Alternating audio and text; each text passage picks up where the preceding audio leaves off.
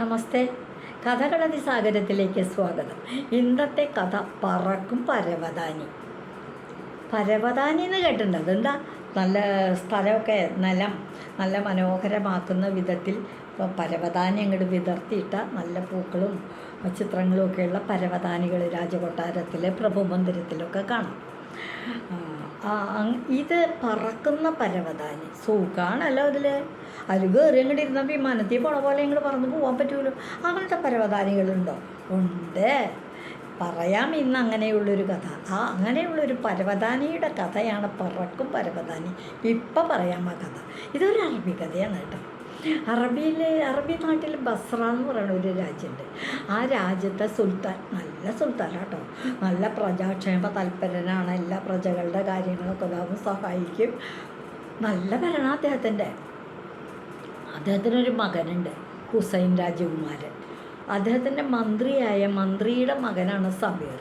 അപ്പോൾ സമീറും ഹുസൈനും കൂടിയിട്ട് നല്ല കൂട്ടം. അപ്പോൾ അവർക്കൊരു മോഹം തോന്നി, നമുക്ക് എവിടേക്കെങ്കിലും ദേശാടനത്തിന് പോവാം. അപ്പോൾ സമീർ എന്ത് പറഞ്ഞു, പോണോ നമ്മൾ?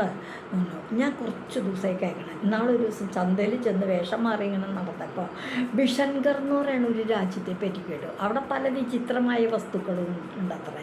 നമുക്കൊന്ന് അങ്ങോട്ട് പോയാലോ? അവിടെയുള്ള ഏതെങ്കിലും ഒരു പുതിയ തരത്തിലുള്ള, നമ്മുടെ ഇവിടെ കിട്ടാത്തതായിട്ട് കാണാത്തതായിട്ടുള്ള പുതിയ ഏതെങ്കിലും ഒരു വസ്തു കൊണ്ടുവന്ന് എനിക്ക് സുൽത്താന് കാഴ്ച കൊടുക്കണം. സുൽത്താൻ അങ്ങയുടെ പിതാവിന്, എൻ്റെ പിതാവ് നാട് ഭരിക്കണം സുൽത്താനല്ലേ കൊണ്ട് കൊടുക്കണം. എനിക്ക് അങ്ങനൊരു മോഹമുണ്ട്, പോവാ നമുക്ക്. അപ്പോൾ സമീർ പറഞ്ഞു, മരുഭൂമിയൊക്കെ കടന്നു വേണം പോവാൻ അവിടേക്ക്. അതെ ആയിക്കോട്ടെ, പോവാലോ. കടൽ കടക്കണം. ഞാൻ വന്നേ, കടലും കിടക്കാം മരുഭൂമി കിടക്കാം. താൻ വരുന്നുണ്ടോ കൂടല്ലേ? ഇല്ലെങ്കിൽ ഞാൻ തന്നെ പോകും. അയ്യോ, തന്നെ കൊണ്ട് ഏതായാലും രാജകുമാരൻ, ഞാനും വരാം എന്ന് പറഞ്ഞാൽ രണ്ടാളും കൂടെ പോയി. കടൽ കടന്നു, കുറേ ദിവസം കപ്പലിൽ യാത്ര ചെയ്തു. കടൽ കടന്നു, അക്കരെ ചെന്ന് കഴിഞ്ഞപ്പോൾ പിന്നെ മരുഭൂമിയാണ്. മരുഭൂമിയിൽ ഒട്ടകത്തിൻ്റെ പുറത്ത് കയറി അപ്പുറം കടന്നു, മരുഭൂമിയും കടന്നു. അങ്ങനെ ബിഷൻഗർ എന്ന് പറയുന്ന രാജ്യത്ത് ചെന്നു. അവിടെ ചെന്നിട്ട് അവിടുത്തെ ചന്ത കണ്ടു.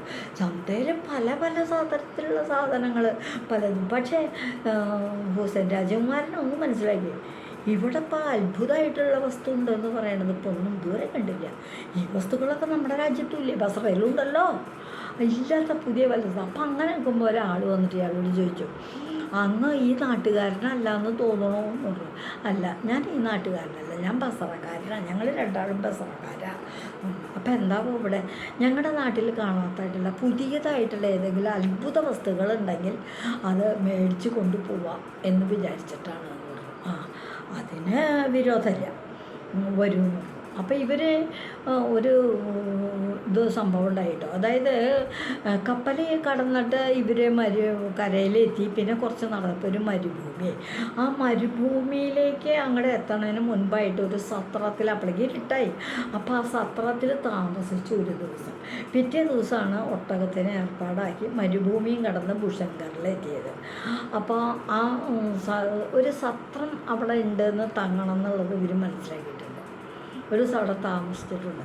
അപ്പം ബിഷൻഗറിൽ വെച്ച് പരിചയപ്പെട്ട ആ വ്യവസായി, അതൊരു വ്യവസായിയുടെ ഒരു വ്യാപാരിയുടെ മകനാണ്. അയാൾ പറഞ്ഞു, എൻ്റെ കൂടെ വരും, ഞാൻ കാണാം, നിങ്ങൾ ഇതുവരെ കാണാത്ത ഒരു വസ്തുവായിരിക്കും അത്, വരൂ എന്ന് പറഞ്ഞ് വിളിച്ചുകൊണ്ട് പോയി കഴിഞ്ഞപ്പോൾ അവിടെ ചെന്നിട്ട് ഒരു പരവതാനി കാണിച്ചു കൊടുത്തു.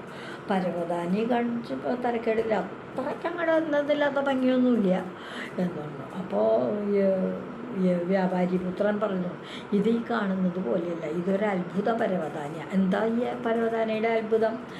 ഇതിൽ നമ്മൾ കയറി ഇരുന്ന് കഴിഞ്ഞിട്ട് ഒരു ചമ്പ്രപ്പടി ഇട്ടിരുന്ന് കഴിഞ്ഞാൽ, വേറെ കാല് നീട്ടി അങ്ങനെ ഇങ്ങനെയൊന്നുമല്ല, ചമ്പ്രപ്പടി ഇട്ടിരുന്ന് കഴിഞ്ഞിട്ട് രണ്ട് കൈ ഇങ്ങനെ മടിയിലേക്ക് വെച്ച് ഇരുന്ന് കഴിഞ്ഞ് ഒരു പ്രാർത്ഥന, നിങ്ങൾ ഏത് വിധത്തിലായാലും, ഇസ്ലാം മതക്കാർ ഇസ്ലാം മത പ്രാർത്ഥന, അല്ല വേറെ വേറെ മതക്കാരാണെങ്കിൽ ആ പ്രാർത്ഥന, എന്തായാലും ഒരു പ്രാർത്ഥന നടത്തിയാൽ നിങ്ങൾക്ക് എവിടെയാണോ പോകേണ്ടതെന്ന് വെച്ചാൽ ആ സ്ഥലത്തേക്ക് ഈ പരവതാനി അങ്ങോട്ട് ഉയർന്നു പൊങ്ങി പറന്ന് നിങ്ങളെ ആ സ്ഥലത്ത് കൊണ്ടുവന്ന് എത്തിക്കും എന്ന് പറയും. ചുമ്മാ വെറുതെ നുണ പറയണത്. പിന്നെ പരവതാനി പറക്കുകയല്ലേ എന്ന് വിചാരിച്ചു. അപ്പോൾ ഹുസൈൻ രാജാവ് പറഞ്ഞു, ഞങ്ങളൊന്ന് പരീക്ഷിച്ച് നോക്കട്ടെ, ഇത് കൊണ്ടുപോകട്ടെ, ഇതിനെന്താ വില? പറഞ്ഞു 30,000 സ്വർണ്ണ നാണയം തരണം. 30,000 സ്വർണ്ണ നാണയം എങ്ങനെ തരണത്? അയ്യോ ഇത്ര വലിയ വില, ഇത് പരീക്ഷിച്ച് നോക്കട്ടെ, എന്നിട്ട് ഇത് സത്യമാണെന്നുണ്ടെങ്കിൽ ആകാശമൊക്കെ തരാം എന്നാണ്. പരീക്ഷിച്ച് നോക്കിക്കൊള്ളുന്നുള്ളൂ. അങ്ങനെ സമീറും ഹുസൈൻ രാജകുമാരനും കൂടിയിട്ട് ഈ പരവതാനി വിരിച്ചു. രണ്ടുപേരും ഇരുന്നു, ചമ്പ്രപ്പടി ഇട്ട് അങ്ങോട്ട് ഇരുന്നു. അത് കഴിഞ്ഞേച്ച് പ്രാർത്ഥിച്ചു.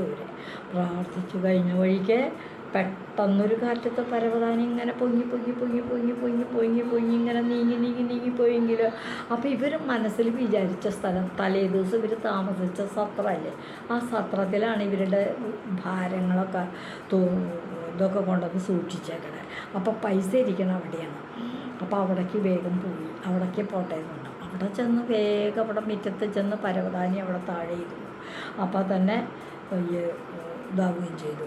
ഉടൻ തന്നെ പൈസ എടുത്ത് തിരിച്ച് അവർ വീണ്ടും ഇവിടെ വന്ന് വ്യാപാരപുത്രൻ, ഈ വ്യാപാരിയുടെ മകനെ ആ പണം 30,000 അല്ലടോ, 40,000 ഇരിക്കട്ടെ തന്നെ. ഇത് അത്ഭുതമുള്ളത് തന്നെയാണ് ഈ പരവതാനി. ഇതൊരത്ഭുതമായ പരവതാനി, ഇത് പറക്കും പരവതാനിയാണ്.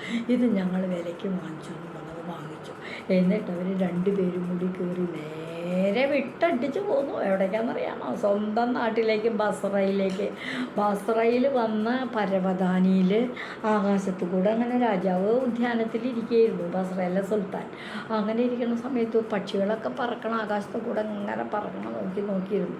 അങ്ങനെ നോക്കിക്കഴിഞ്ഞപ്പോൾ ഒരു നിറമുള്ള പക്ഷി, ഏതാ ഈ പക്ഷി? ഇങ്ങനെ കുറച്ച് കഴിയുമ്പോൾ അത് അടുത്തടുത്ത് വരുന്നു, കൊട്ടാരത്തിൻ്റെ അടുത്തേക്കായിട്ട് വരുന്നു. കുറച്ച് കൂടെ കഴിഞ്ഞപ്പോൾ മനസ്സിലായി ഒരു പരവതാനിയാണല്ലോ. ആ പരവതാനിയിൽ 2 ആൾക്കാരുണ്ട്. പറഞ്ഞ നേരം കൊണ്ട് ഈ പരവതാനി പറന്ന് കൊട്ടാരത്തിൻ്റെ മുറ്റത്ത് അങ്ങോട്ട് പറന്ന് ഇറങ്ങി. എന്നിട്ട് രാജകുമാരനും തൻ്റെ മകനായ ഹുസൈൻ രാജകുമാരനും മന്ത്രിയുടെ പുത്രനായ സമീറും പരവതാനിയിൽ നിന്നിറങ്ങി പരവതാനി അങ്ങനെ മടക്കി വെച്ചു. ഒരു മടക്കില്ലെങ്കിൽ വീണ്ടും പറന്നു പോകും. ഒന്ന് മടക്കി ഇങ്ങനെ വെച്ചു. എന്നിട്ട് വേഗം സുൽത്താനെ ചെന്ന് കണ്ടിട്ട് പറഞ്ഞു, അച്ഛാ ഞങ്ങൾ ഇന്നത്തെ യാത്രയിൽ ബിഷൻഗർ എന്ന് പറയുന്ന രാജ്യത്ത് പോയി, അവിടെ അത്ഭുത വസ്തുക്കളൊക്കെ ഉണ്ടാക്കണതല്ലേ. ഞങ്ങൾ അവിടെ നിന്ന് ഒരു പരവതാനി കണ്ടു, ഇത് പറക്കും പരവതാനിയാണ്. ഞങ്ങൾക്ക് ബോധ്യപ്പെട്ടു, ശരിയാണ്, ഞങ്ങൾ അതിലിപ്പോൾ പറന്നു വന്ന കണ്ടില്ലേ, ഇത് അച്ഛന് സമ്മാനമായിട്ടിരിക്കട്ടെ എന്ന് പറഞ്ഞ് ഹുസൈൻ രാജകുമാരൻ ആ പരവതാനി തൻ്റെ പിതാവായ സുൽത്താന് കൊടുക്കുകയും ചെയ്തു. സുൽത്താനും വലിയ സന്തോഷമായി കേട്ടോ. സമീറിനും രാജകുമാരനും ഒക്കെ അദ്ദേഹം പ്രത്യേകം സമ്മാനങ്ങൾ വേറെ കൊടുക്കുകയും ചെയ്തു. ഇതാണ് ഇന്നത്തെ കഥ, പറക്കും പരവതാനി. ഇതുവഴി വന്നാലും ഇത്തിരി നേരം ഇരുന്നാലും കഥകൾ കേട്ടാലും കളിയായി പറയും കഥയാണേ, കാര്യം പറയും കഥയാണേ.